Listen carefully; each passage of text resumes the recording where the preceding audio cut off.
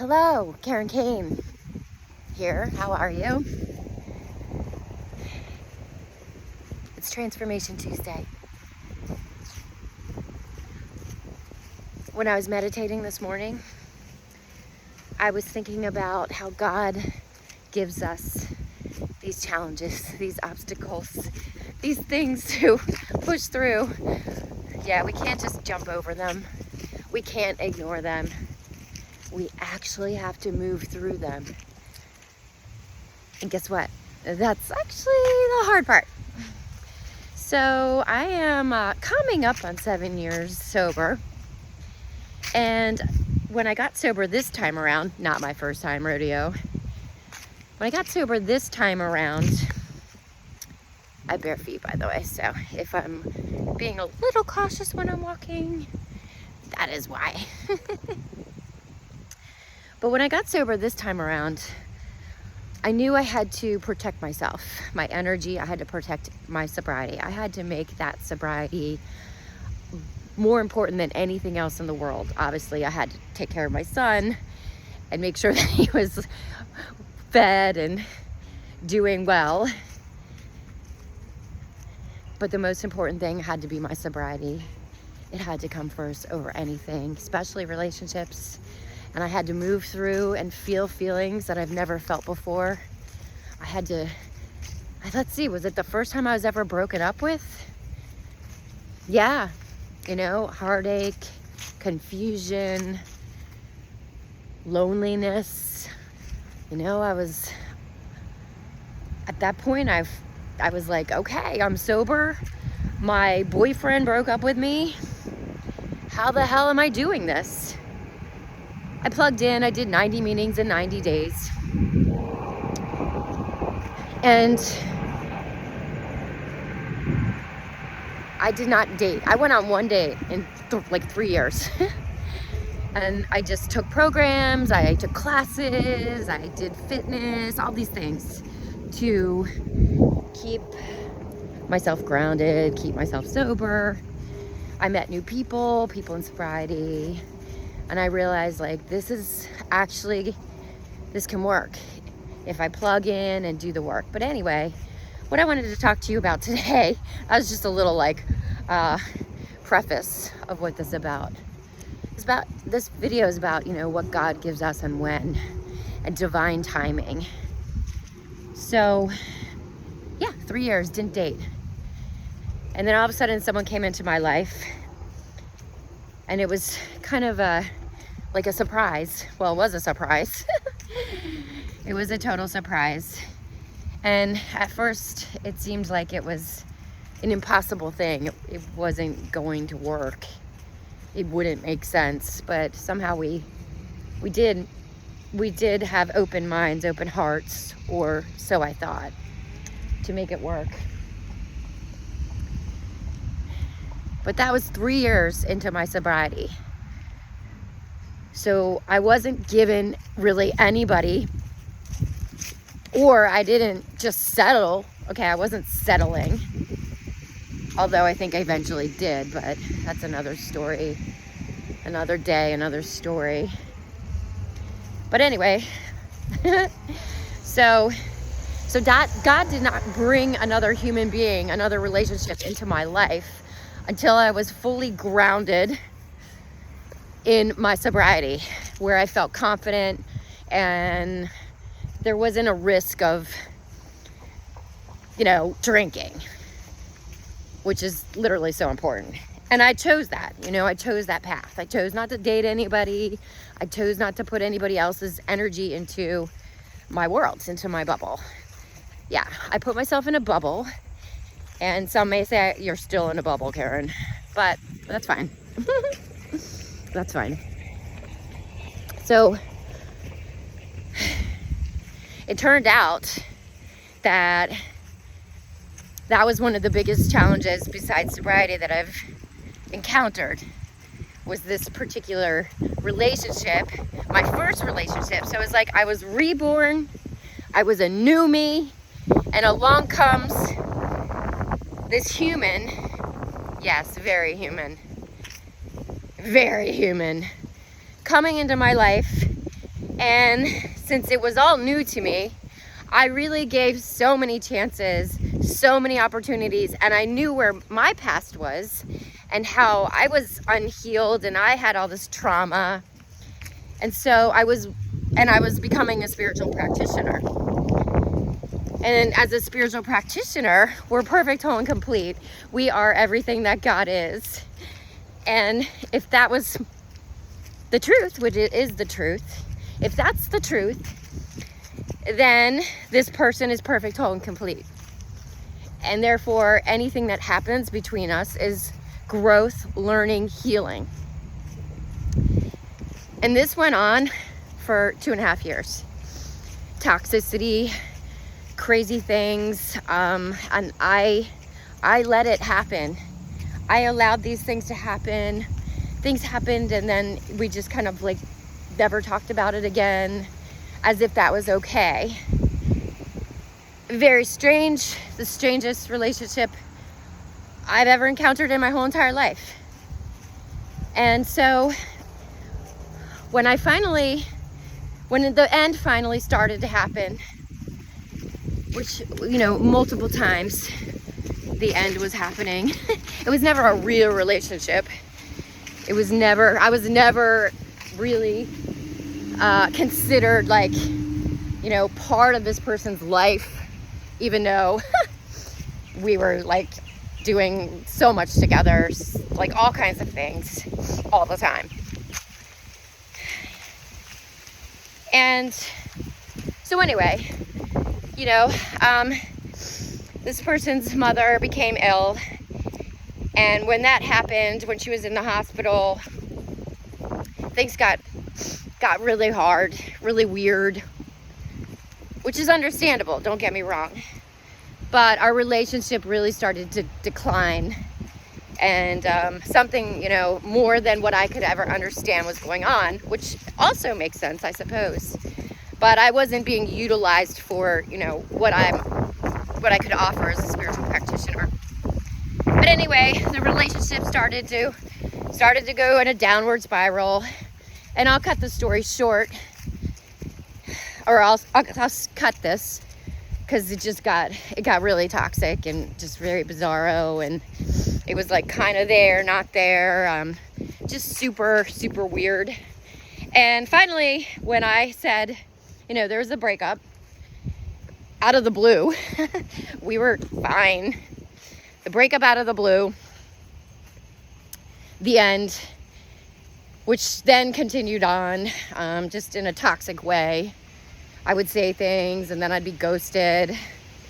Just so cruel, so hurtful to me. Like, I didn't do anything. Like, I actually never did anything wrong, bad, until I started to see the patterns, and the same patterns over and over again. All these like gumballs.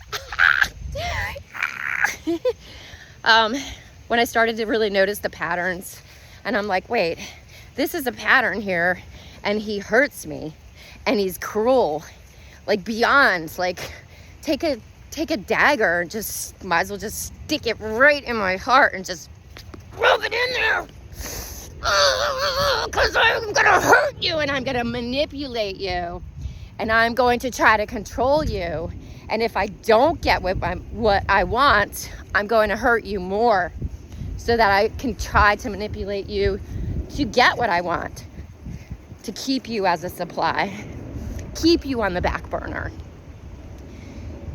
That's what happened. Tried. So finally, I was like, no, because he was like, yeah, well, we could go to dinner every once in a while. And this is how it always would happen. He'd be interested in somebody else, and then I would be kind of like, we're broken up, but, and then we'd still hang out. So really what was going on there? I'm sure he was cheating on me and just, working I don't know how many supplies, because now I've learned, I've studied. Oh, finally I had to look up, finally I figured it out. I looked it up. I was like, this is so not normal. This is not what normal people do. This is not how normal people act. Not that anyone's normal. I'm not saying that. But as far as relationships go, yeah, people grow apart, they break up. But honestly, we didn't really grow apart. I just think there was a new supply that he wanted to try out. So he had to break up with me so that his conscience felt better. And therefore, it would be okay to do that. You know, no remorse, no care for feelings for me. Not ever, really, honestly. It was always like total lack of empathy. But now I find out I was in a very narcissistic, abusive relationship. And I never knew anything about narcissism in this particular way. And now all I do is I binge watch YouTube narcissism videos, and I learn and I learn and I learn and I learn, because guess what? There were so many red flags, and I just didn't know. I did not know how a human could be so hurtful, cruel, manipulative. I didn't know. But now I know. And why am I doing this video? To help people who might be in a narcissistic, abusive relationship that don't know about it. Do not know. So there's manipulation, there's gaslighting. They try to isolate you. Like, he would never go out with my friends. I was never invited out with his friends. Time, 18 minutes, 26 seconds. Distance, 1.01 miles. So, yeah, which made it even easier to control me, to manipulate me, because who did I have? What was I doing? I actually, when I met him, I stopped going to AA meetings. Well, COVID did hit eventually, but I stopped doing things with my AA family, and he was also a drinker. And then when he drank, he got even more hurtful, like judging me. I was a lot older than him, so he would always make me feel like, you know, not good enough for him. Like I was never good enough. No one will ever be good enough for this sucker. I don't want to call him a sucker, but like, until he heals. Yeah, sorry. You're not a sucker. You're the opposite. Ego's the Enemy, one of my favorite books, and we used to always talk about it. So he's very aware. He is very aware of who he is, what he is, and he's just playing the game over and over again until he finally realizes that, like, he's alone. Oh yeah, I said you're gonna be alone once, and of course he ghosted me again. I was like, yeah, you're just gonna end up like sad and alone. And he knew that was the truth. So anytime I ever called him out on his shit, the truth, like that the patterns, yeah. So toward the end, he wanted to make me feel like crazy. He wanted me to get angry. He was pushing me to become someone as evil or hurtful as him, to try to get what he wanted, to manipulate me. So crazy. Fake. And now, okay, so now let's wrap this up. So now, coming to realize it was all a game. He has zero feelings about it. He will never apologize. Oh, one time I said that and I was ghosted. Not ever willing to face his own shit. Never. Not willing to face his own shit. And until we are really, truly ready to face our own shit, life is a lot harder. It's more of a struggle. It's more of a struggle because in the end, you're never going to be happy that way. So you can be as successful and rich as, you know, the top earners. But inside, you're going to be hurting. And he used to say there was darkness. So many red flags, so many hints where he literally was telling me like he is not who he's portrays himself to be. And this is a businessman. This is a businessman who will never come back into my life, most likely. I mean, God forbid, I hope he does. I mean, God, please, please let him seek help. That was the last words I had with him. I said, I hope you're not seeing somebody else and you're working on you like you said you were going to, and spend some time with you. I hope that you find who your true self is and seek out healing. I also said, and if you're seeing somebody else and you started being nice to me, that's narcissistic behavior. And guess what? Boom, gone, ghosted, or blocked, as a matter of fact. Yeah, he's the master of blocking. First, the master of ghosting and blocking and not facing his own shit. Not willing to have a conversation about what happened, you know, like about last night. So the reason for this video is that God gives you exactly what you need when you need it, so that you can learn and grow and help another brother or sister. And that's what this video is all about. Help a brother or sister. Because you know what? I wouldn't be saying this or doing this video publicly if I actually thought that this person would change anytime soon. And it might not be in this lifetime. So I'm grateful for the opportunity, the experience, because now I can add it to my list. Sober, transformation coach, spiritual practitioner, Buddha yoga instructor, narcissistic abuse survivor. Narcissistic abuse survivor. So anybody out here who's watching this video and any of this shit sounds like something you've been through or going through, watch out. Leave, disconnect, don't look back, don't go back. I made that mistake 2 times, 3 times. I finally figured out the game. I was being played. I actually called him a player once. I was like, player, you're a player. Because I was like, this is too weird. And that's when it started to like break down, because once I was onto him, he started to like back away. I knew that his supply was being removed from him, and he got scared and had to find somebody new to replace me, because I was like onto the game. Yeah, it's a game. You are just a player. So watch out for the players, because like I watched some guy, oh, sorry.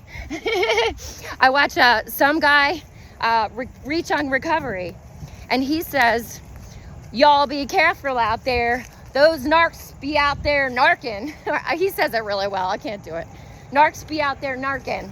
Yeah, I'll quote him. Reach on recovery. These people who are doing video channels, YouTube channels specifically for narcissism,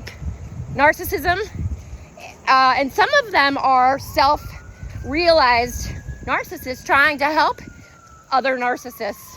So it's pretty wild. It's pretty wild. This is my cool Mecca out in the woods. This is where I bring in my energy. I'm still barefoot. And so here, the message is, you are worthy. You are worthy of the best life ever. You are amazing. Yes, you are perfect, whole, and complete. And so is this person at their true core, their higher selves. But we're still all unhealed, but we're all unhealed as many, well, you know, we can ascend to our higher selves, right? So that's what I'm working on. Healing, healing, healing. And he was my biggest teacher. Literally my biggest teacher. Yet, this human was my biggest teacher. And for that, I'm so grateful. So thank you. Thank you. I love you. I love you unconditionally, infinitely. And I'm praying for your healing. You know who you are. I'm praying for your healing, because I know inside you are perfect, whole, and complete, and you are love and light, and you have that drive to help people. So hopefully, maybe you'll become that self-realized narcissist who will help others. Instead of helping people with addiction, which you still drink, you can help other people like you who are ripping people's hearts out and just dropping them without a care in the world. Heartless, cruel behavior. Why? Because you're broken, unhealed.